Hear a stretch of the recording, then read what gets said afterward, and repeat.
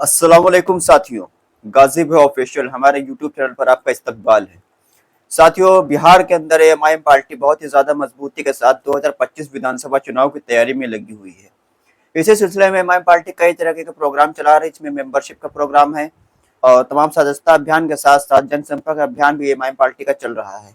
इसके साथ साथ एएमआईएम पार्टी नए पदाधिकारियों की नियुक्ति भी कर रही है और एएमआईएम पार्टी नए प्रत्याशियों की तलाश में भी जुट चुकी है। जी हाँ, एआईएमआईएम पार्टी ने 2020 की विधानसभा बिहार में 5 विधानसभा की सीटों पर एक मजबूत जीत हासिल करी थी और पूरे हिंदुस्तान के अंदर लोगों को चौंका दिया था कि एमआईएम पार्टी बिहार के अंदर 5 सीटें जीत कर लाई थी। एमआईएम पार्टी बिहार के सीमांचल के अंदर से वो 5 सीटें जीत कर लाई थी। इस बार भी एमआईएम पार्टी बहुत ही ज्यादा मजबूती के साथ सीमांचल और सीमांचल के बाहर भी चुनाव लड़ने की तैयारी कर रही है। एआईएमआईएम पार्टी के जो पदाधिकारी है वो बहुत ही ज्यादा मेहनत से जुटे जुटे हुए हैं। जनाब अख्तरुल इमान साहब, आदिल साहब बहुत ही ज्यादा मेहनत कर रहे हैं। इसी सिलसिले में एमआईएम पार्टी के 2 कद्दावर नेता अब्दुल्ला सालिम साहब, मौलाना अब्दुल्ला सालिम साहब और राणा रंजीत सिंह, ये दोनों लोग भी एमआईएम पार्टी के उम्मीदवारी के दौड़ में हैं।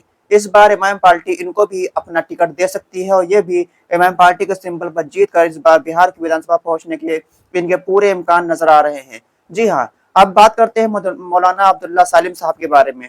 तो मौलाना अब्दुल्ला सालिम साहब जो कि हाट विधानसभा से एमआईएम पार्टी के लिए दावेदारी पेश कर रहे हैं, जो कि हाट विधानसभा के अंदर वो पिछले विधानसभा चुनाव में भी एमआईएम पार्टी का टिकट मांग रहे थे।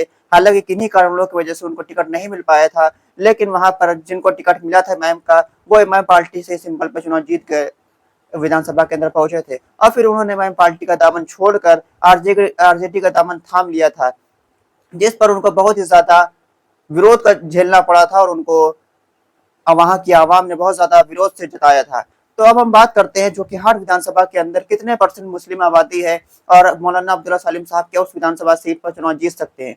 तो हम पहले बताते हैं कि जो कि हाट विधानसभा के अंदर 65% मुस्लिम वोटर हैं। 65% मुस्लिम वोटर हैं जो कि हाट विधानसभा के अंदर, इस विधानसभा के अंदर पिछले बार एआईएमआईएम पार्टी ने चुनाव जीता था।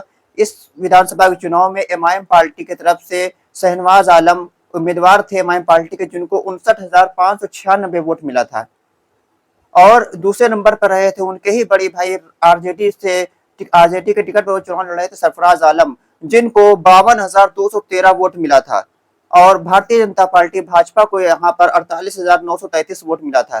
तो यहाँ पर तकरीबन 7,000 वोटों से एमआईएम पार्टी ने चुनाव जीता था। इस बार शहनवाज आलम एमआईएम पार्टी से पाला बदल कर आरजेडी में जा चुके हैं और इस बार एमआईएम पार्टी मौलाना अब्दुल्ला सालिम साहब को इस बार उम्मीदवार जो कि हाट विधानसभा से बना सकती है। अगर मौलाना अब्दुल्ला सालिम साहब को वहां की आवाम ने मुत्तहिद होकर मुनज़्ज़म होकर वोट दिया और शहनवाज आलम ने जो धोखा दिया था एमआईएम पार्टी को उसके विरोध में वोट दिया, तो मौलाना अब्दुल्ला सालिम साहब इस बार जो कि हाट विधानसभा चुनाव से चुनाव जीत सकते हैं और बिहार विधानसभा के अंदर मुसलमानों के मुद्दों को बाकी के साथ उठाने के लिए बहुत ही प्रमुख चेहरा मौलाना अब्दुल्ला सलीम साहब बन सकते हैं। अब बात करते हैं राणा रंजीत सिंह के बारे में। जी हाँ, राणा रंजीत सिंह 2024 का लोकसभा चुनाव एमआईएम पार्टी के सिंबल पर शिवहर लोकसभा से चुनाव लड़े थे।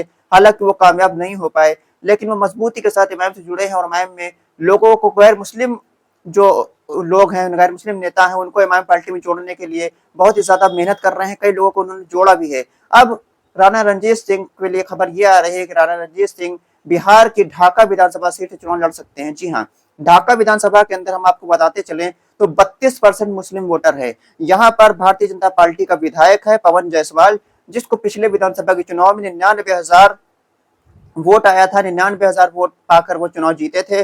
दूसरे नंबर पर आरजेडी के फैसल रहमान थे, जिनको 89,000 वोट आया था और तीसरे नंबर पर आरएलएसपी थी, जिसका एमआईएम पार्टी के साथ गठबंधन था। उसके राम राम सिंह प्रत्याशी थे, जिनको 10,932 वोट आया था और इस विधानसभा के अंदर 10,000 वोटों से भारतीय जनता पार्टी जीती थी। हालांकि इस बार राणा रंजीत सिंह अगर एमआईएम पार्टी के टिकट पर दावेदार इस सीट पर बनते हैं तो इस सीट पर सारे समीकरण बदल जाएंगे। इस सीट पर राजपूत वोटर भी बहुत ही ज्यादा बड़ी तादाद में है, उसके साथ साथ 32% मुस्लिम वोटर है। अगर ये दोनों वोटर मिल जाए तो राणा रंजीत सिंह इस सीट पर चुनाव जीत सकते हैं और एमआईएम पार्टी के पहले हिंदू विधायक के तौर पर वो पेश किए जा रहे हैं। पहले हिंदू विधायक एमआईएम पार्टी को बनने के लिए वो बहुत ही ज्यादा प्रबल दावेदार दिखाई दे रहे हैं। तो एमआईएम पार्टी बिहार के विधानसभा चुनाव में जो कि हाट से मौलाना अब्दुल्ला सलीम साहब को और ढाका विधानसभा से राणा रंजीत सिंह को टिकट दे सकती है। साथियों, अगर आपको लगता है कि राणा रंजीत सिंह और मौलाना अब्दुल्ला सलीम साहब बिहार के विधानसभा चुनाव में चुनाव जीत सकते हैं, तो आप कमेंट बॉक्स पर अपनी राय हमको दे सकते हैं। साथियों, अगर हमारा वीडियो अच्छा लगा तो वीडियो को आप शेयर कर दीजिए, हमारे वीडियो को लाइक करें, कमेंट करें और हमारे चैनल को सब्सक्राइब लाजमी तौर पर कर ले। खुदा हाफिज।